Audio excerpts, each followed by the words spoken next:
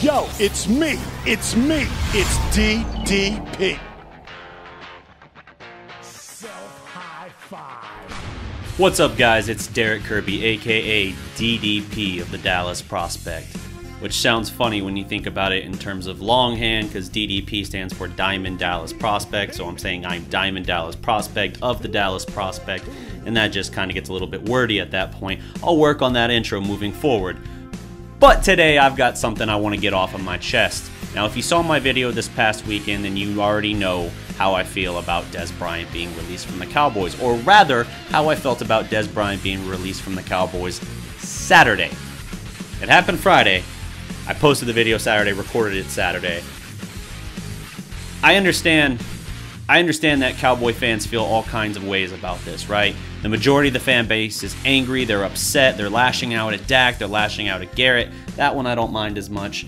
But they're lashing out at everybody and anybody, and basically you have fans saying that they're done with the Cowboys, that they hope they don't even make the playoffs, all of that. I get it. And here's the thing, we are in an unwinnable situation here. Why? Because in this argument, we're either siding with Dez Bryant, saying that nothing is wrong with him, nothing has shown any reason to decline, there's no problem whatsoever in his game, that he is as good now as he ever was. And I get that there are people that feel that way. I don't feel that way. I just don't. And so you're either saying that's the case, or you're having to defend the people on the other side who made the decision to cut him, i.e. Jason Garret. And I don't want to do that. I don't want to side with Garret because I have no need for Garret. I don't want Garret. I am sick of Jason Garret. That said, I still think the problem was over here a little bit as well. And so you're in an unenviable situation where you really can't win no matter how you look at it. Either you look at Dez and you say, hey, okay, here's the thing. Here's my thing on this. Even if Dez is 2014 Dez, even if he has that in him, he is as good now as he ever was. Fine. But here's the problem with that. The way the Cowboys run their offense and their entire schematic philosophy, it doesn't play to 2014 Dez strength anymore. They were paying him as the second highest paid receiver in the league, second only, I believe, to Mike Evans in Tampa Bay. You can't do that. You can't pay that guy that kind of money if you're not going to then utilize him so that he can put up the kind of numbers that got him that contract in the first place. Look at it this way. Dez Bryant, in my estimation, is going to have a better season next season somewhere else than he would have had he been a Cowboy next season. Now, a lot of people are going to look at that and they're going to say, see right there, boom, evidence, you were wrong, you were wrong, you were wrong. No, that doesn't mean you're wrong. What that means is that that team used him to his strength to be better. Dallas wasn't going to use him that way. They're going to run the ball into the ground with Zeke Elliott, and they're going to use possession receivers. They're looking, the reason they tried to sign Sammy Watkins to a $16 million a year deal is because they want a guy who can give them 800 yards and 6 to 8 touchdowns a game. That's what they want. They want 2016 Dez. Another team, if they get something more to Dez, that's great, but Dallas wasn't going to do 2014 Dez anymore. They're just not. And so you're not going to pay a guy as the second richest contract for a receiver in the league if you don't even intend to use him. What, like 40% less production than 2014? That's asinine. You're never going to do that. Ever going to do that. It makes no financial sense. It makes no logical sense to take that approach. Hence, Dez will have a better season somewhere else than he would have in Dallas. And while it sucks, while it's painful, it makes sense. We've always known about Dez off the field antics. We've known about it. I don't like talking about them. I really still don't want to get into them. The only one I'm going to mention now is the relevance to him coming out earlier this offseason talking about having tendonitis in his knee, but he never came to the facility for treatment. He never really talked with the Cowboys coaches or anyone about that. Basically, they found out he was having ongoing issues from a media interview he did, and that's all kinds of messed up, man. Then you have Dez talking about how he wished he didn't play through injuries the last 2 years, and he would tell younger players, hey man, if you're hurt, just sit it out. Don't play through injury, because then they're going to use that to grade against you. Dude, you cannot have a leader of your team telling young guys, hey man, don't play. If you feel like you're not 100%, don't play. That's crap, dude. If you're all about the team, if you're all about winning a Super Bowl, you know every year, whatever team gets to the Super Bowl is far from 100%. You can't have that philosophy and just say, oh, well, if it's playoffs, I'll turn it back on and I'll play through a little bit of banged up injuries through then. No, no, no. If Dez is a leader on this team, and I hear a lot of people saying Dez was the heart and soul of this team, he definitely felt like a big part of our identity. But man, if he was a leader on this team, then why in 8 years in Dallas was he never a captain? And why is he reigning all kinds of conspiracy theories that Dak and Witten and Sean Lee and who else? DeMarcus Lawrence, Dan Bailey. He basically called out all of the captains saying that they were Garret guys and that they basically conspired against him. Man, miss me with that. Seriously. If you just said Jason Garrett didn't like you, I could understand that because we already kind of had that past story with T.O. and Garrett, right? That's not so crazy to me. But holy crap, dude. You're self-destructing this past weekend in that interview. You're like, man, I don't want to throw anyone under the bus, you know, but I got to keep it real. Which, first of all, great phrase there. I got to keep it real.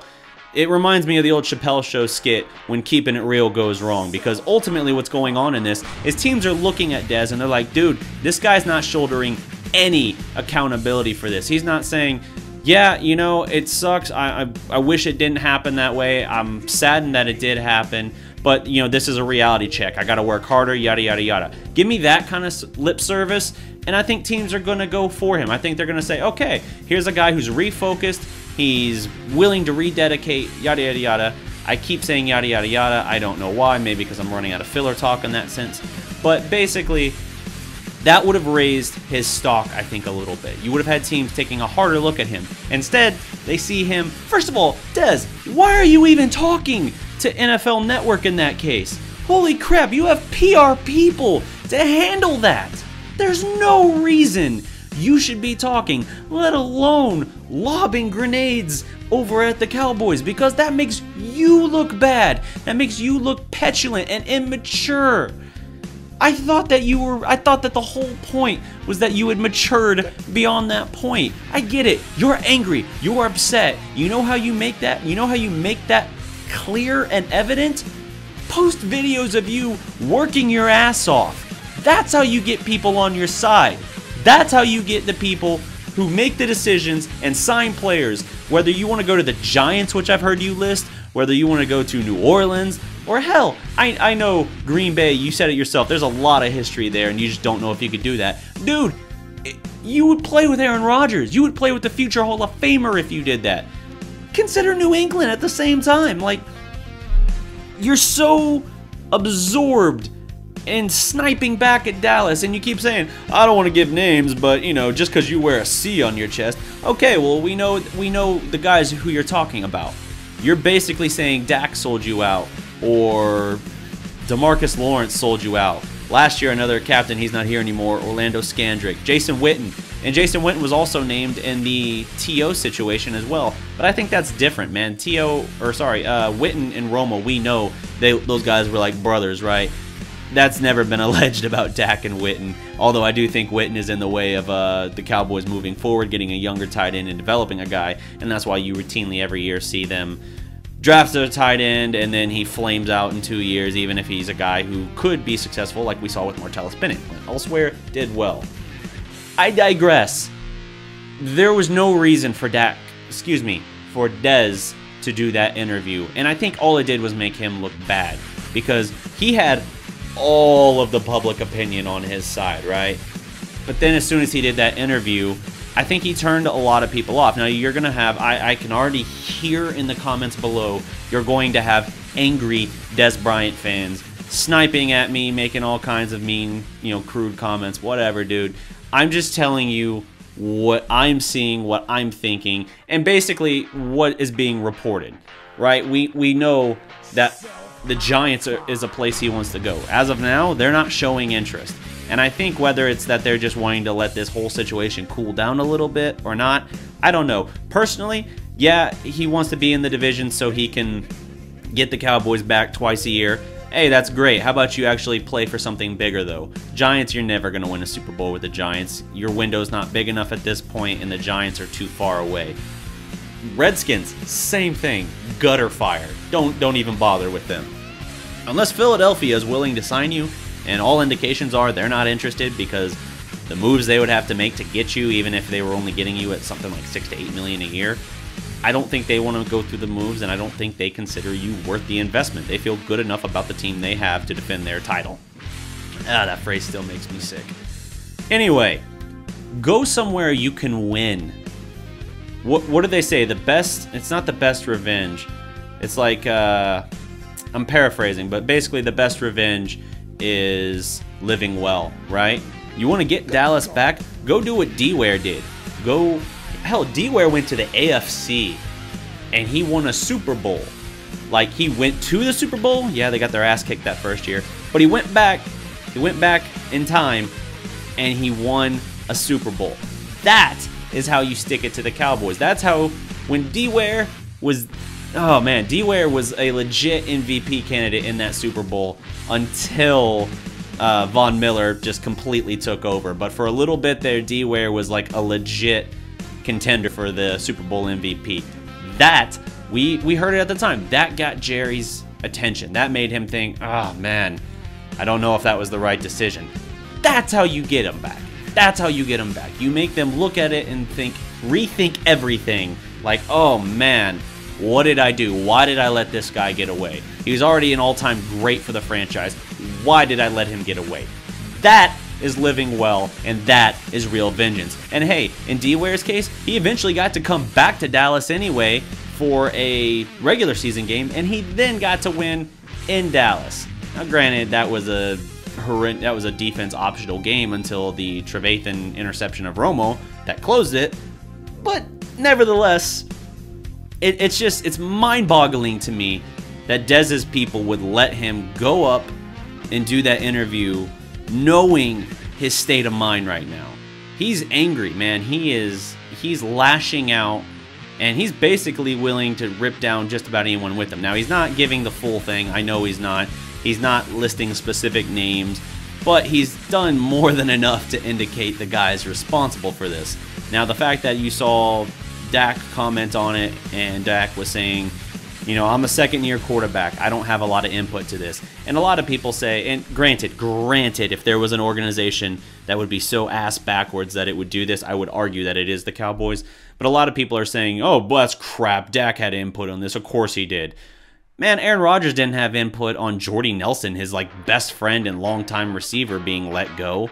Why do you automatically assume Dak would? Again, if there was one exception in the league that would do something that ass backwards, I wouldn't put it past the Cowboys. But I don't think this is Jerry making the decisions anymore. I think Jerry is a vote in the room for sure. Maybe even a lofty vote. But you have more votes in this case because Jerry wanted to keep Dez. That's not anywhere in question. Steven didn't want Dez. Jason didn't want Dez. Linehan didn't want Dez. That in itself, those three lofty votes, I think was more than enough to seal Dez's time in Dallas. Whether Dak, even if Dak was asked, it didn't matter at that point. I'm telling you, it did not matter. He's a second-year guy. You're never going to take the side of a soon-to-be 30-year-old receiver who you believe is declining, and like it or not, Dallas believes he's declining. You're never going to side with him over your 24, about to be 25-year-old presumed face of the franchise quarterback. You're just not. It makes no sense to do business that way. Even if you went out and got a new quarterback in this draft, even if you were of that mind, like, hey, go get a new quarterback in the draft. First of all, there's no guarantee you hit there. Second of all, you got to wait until year 2, maybe 3 at bare minimum for that guy to break through. And at that point, we're talking about Dez being in his early to mid-30s. There's no way that Dez was going to be relevant for that window. It's Dak or nothing, like it or not at this point, because Dallas is not going to go trade for a big-name quarterback. The cost is just too expensive. So this is what the reality was. I hated seeing Dez go. On some level, I hated seeing him go. I get it from a business sense. I get it from a team-building sense. But from an emotional sense, I was there with pretty much all of you. I hated it. And I predicted this a year ago. I said that in my video this past week. I saw this a year ago coming because they would never restructure Dez and push that guaranteed money back because they wanted a clean break in terms of a financial sense. They didn't want any extra guaranteed money. Dallas opened up $8.5 million by cutting Dez Bryant. If they had restructured his deals and kicked that money back, they would get nothing from Dez or still be taking a net loss in the situation, as they did with Romo, pushing back $19 million for a guy who barely can walk without breaking his back. Man, that's trash. We are still paying for that Romo deal, but we would never restructure Dez, and that signified something to me. That said, when push came to shove and last Friday rolled around for that meeting, I was hoping against hope I was wrong. I was hoping he would get one more year. I wanted him to get one more year because year 3 is when you can really grade a rookie in the NFL. Now, I know that sounds weird because clearly he's not a rookie at that point, but when you have a new guy come in, especially quarterbacks, year 3 is the put up or shut up year for them to show that they are legit. That was when Russell Wilson stopped being called a bus driver and started being called a credible NFL quarterback. A star NFL quarterback. Year 3, this is Dak's time. Dak, I am right there with you. If you think I'm cheerleading for Dak, waving pom-poms, I'm not. It is put up or shut up time. Go prove yourself. Go win. If the whole perception was that Dez was a distraction because you were forcing the ball to him or you felt like you had to get the ball to him to keep him from causing a circus on the sideline, fine. He's gone. You go win now. That's what this boils down to. I am not cheerleading Dak. I am saying give a guy 3 years to prove himself. This is year 3. This is go time. That's also why I wanted Dez for this one more year, because I felt like more often than not, it helps to have that jump ball receiver. I don't know what Dallas is going to do in the draft.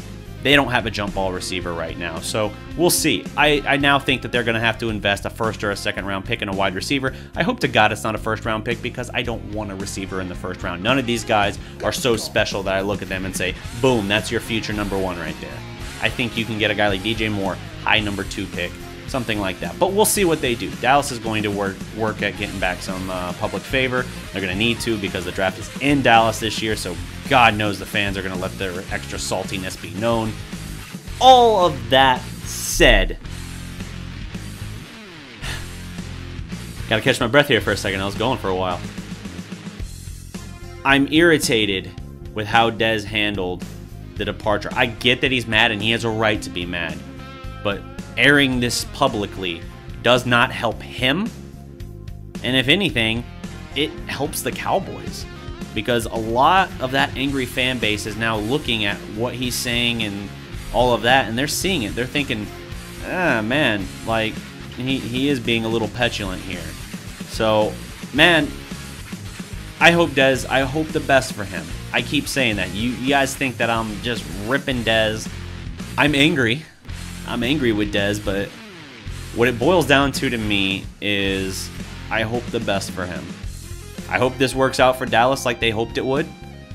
You could maybe argue that in the past when they let DeMarcus Ware go, it didn't really work out for them because in a short-term window they didn't get any better, especially on defense. But, you know, you made your bed. You got to lie in it now. And if you think you got a 2 to 3 year championship window, clock's ticking, man. You better get going. I've been Darreck Kirby, a.k.a. DDP from the Dallas Prospect. I still got to work on that outro as well. Until next time, guys, salute.